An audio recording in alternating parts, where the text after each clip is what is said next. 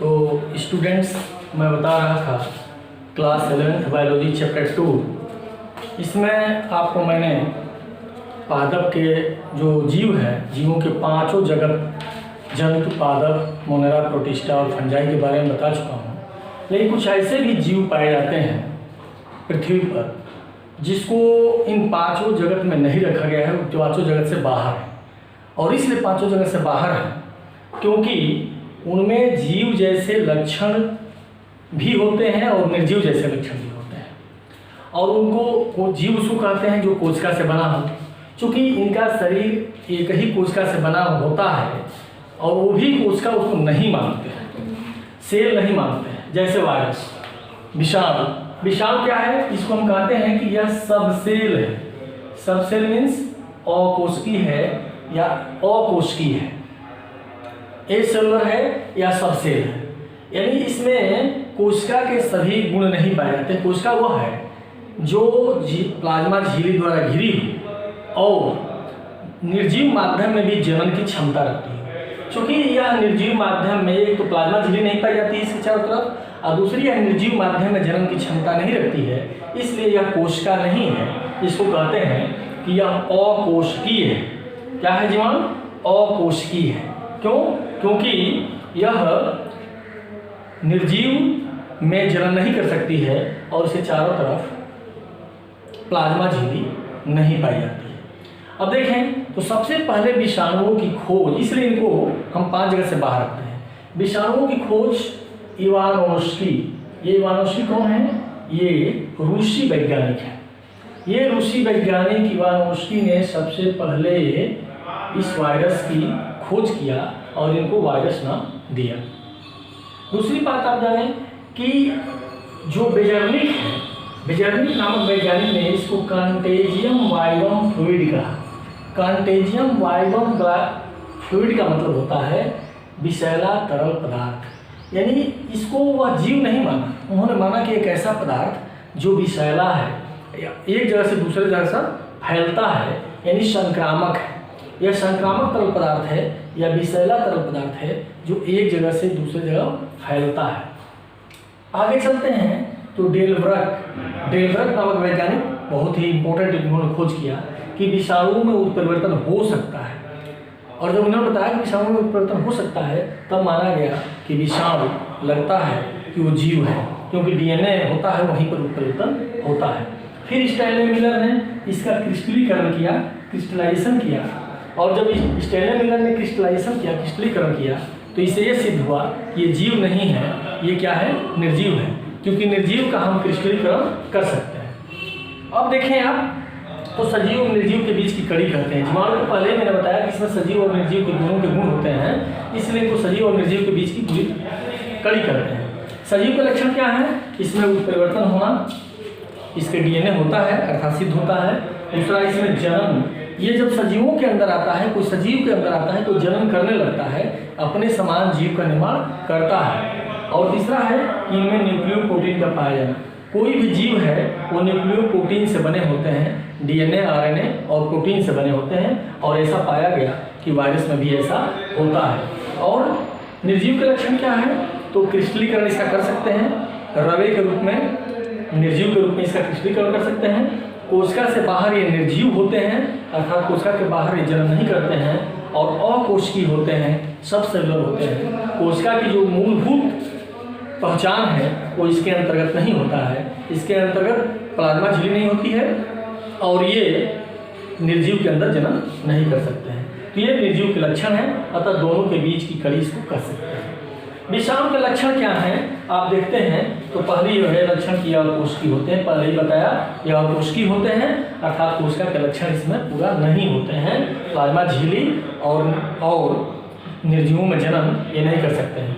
यह न्यूक्लियोप्रोटीन के बने होते हैं, न्यूक्लियोप्रोटीन के बने होते हैं। अब इसमें जो प्रोटीन होता है वो एक लेयर बनाता है जिसको कहते हैं कैप्सिड। ये बाहर जो है वो कैप्सिड से बना होता है। तो प्रोटीन इसके आवरण, बाहर की आवरण को बनाता है जिसको हम कैप्सिड कहते हैं, आवरण को। और यह कैप्सिड छोटे छोटे बहुत सारे इकाइयों से बना होता है और ये प्रत्येक इकाई को हम क्या कहते हैं? कैप्सोमियर कहते हैं। प्रत्येक इकाई को कैप्सोमियर कहते हैं। तो आप देखेंगे कि जो टीएमवी है, टीएमवी में क्या होता है कि इस टीएमवी में कैप्सोमेर कितने होते हैं? 2130। तो टीएमवी में 2130 कैप्सोमेर से बना होता है और कैप्सिड, और प्रत्येक कैप्सोमेर का निर्माण A1 A58 न्यूक्लिकन से होता है। कैप्सोमेर की संख्या कितनी है? 2130 है।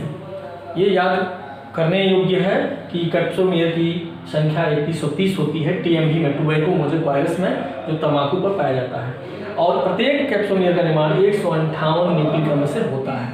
तो वायरस जो होता है प्रोटीन और न्यूक्लिकन दोनों से बना होता है। प्रोटीन जो होता है एक आवरण बनाता है जिसको कैप्सिड कहते हैं। प्रत्येक कैप्सिड में 2130 कैप्सोमेर पाए जाते हैं और प्रत्येक कैप्सोमेर में 158 न्यूक्लिकन होते हैं। दूसरी विशेषता है कि इसके अंदर जो जेनेटिक मटेरियल होता है वो या तो डीएनए होता है या तो आरएनए होता है। आप देखेंगे इसमें अनुवांशिक पदार्थ दोनों नहीं होता है, या तो डीएनए पाया जाएगा या तो आरएनए पाया जाएगा।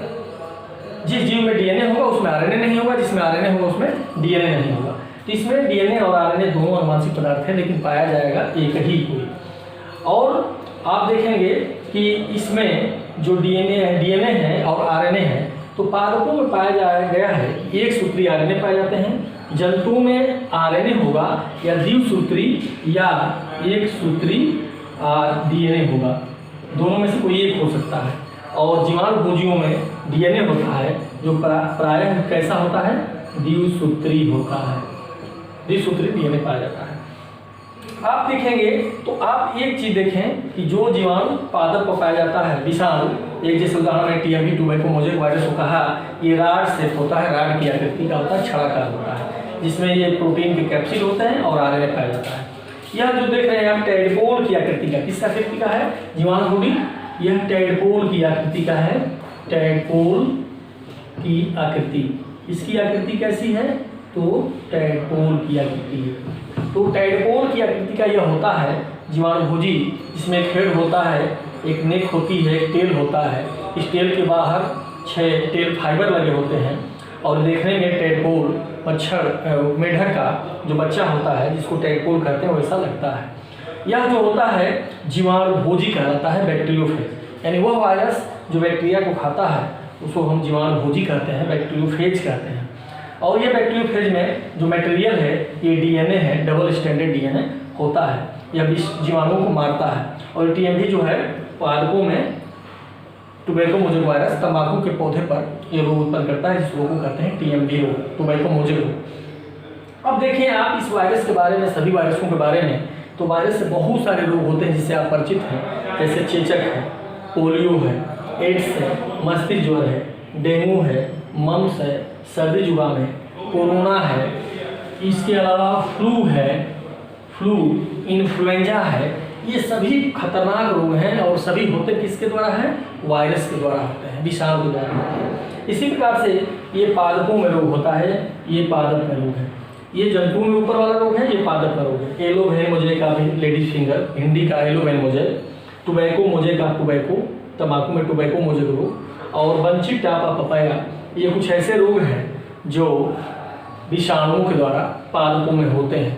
तो इस प्रकार से आप देखेंगे तो विषाणु हानिकारक ही होते हैं, और हानिकारक में जंतुओं के रूप में उतना ही हानिकारक हैं जितना कि पादपों में है। लेकिन जंतुओं में बहुत सारे रोग होते हैं और खतरनाक रोग होते हैं, क्योंकि वायरस अपनी प्रकृति बदलता रहता है, उसका इसीलिए कोई इलाज नहीं है, कोई एंटीवायरल जल्दी बन नहीं पाता है।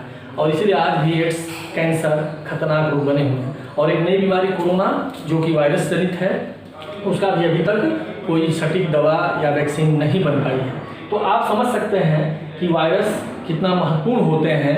यह न ही दिखने वाले हैं, सूक्ष्म जीव हैं जो जीवाणु से भी छोटे होते हैं, लेकिन बहुत ही महत्वपूर्ण इसलिए है कि इनको अध्ययन करना आवश्यक है, क्योंकि इनसे विभिन्न प्रकार के रोग होते हैं। धन्यवाद।